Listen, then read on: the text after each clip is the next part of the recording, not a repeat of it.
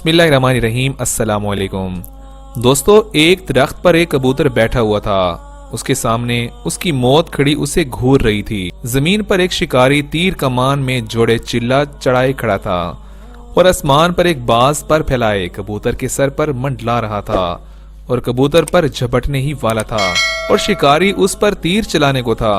कबूतर बेचारा जाए तो किधर जाए, जिंदा बचने की कोई उम्मीद बाकी न थी।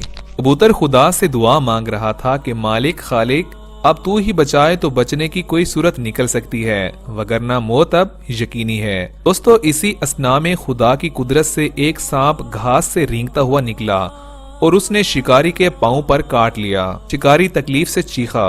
सांप बड़ा जहरीला था। शिकारी के तन बदन में आग सी लग गई। तीर अचानक कमान से निकला और खुदा की कुदरत से कबूतर पर मंडलाते बाज को जा लगा। शिकारी और बाज दोनों मर गए और यूं खुदा की कुदरत से कबूतर की जान बच गई।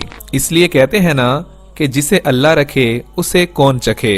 जिंदगी के तमाम मामलात में अल्लाह ताला की ज़ात पर हमें तवक्कल करना चाहिए और ये बात याद रखें, हम जब मुश्किलों में घिर जाते हैं तो एक अल्लाह ही होता है जो हमें मुश्किलों से निकालता है और हमारे लिए नए नए रास्ते बना लेता है। दोस्तों, ये वीडियो आपको कैसे लगी है कमेंट सेक्शन में लाजमी बताइएगा।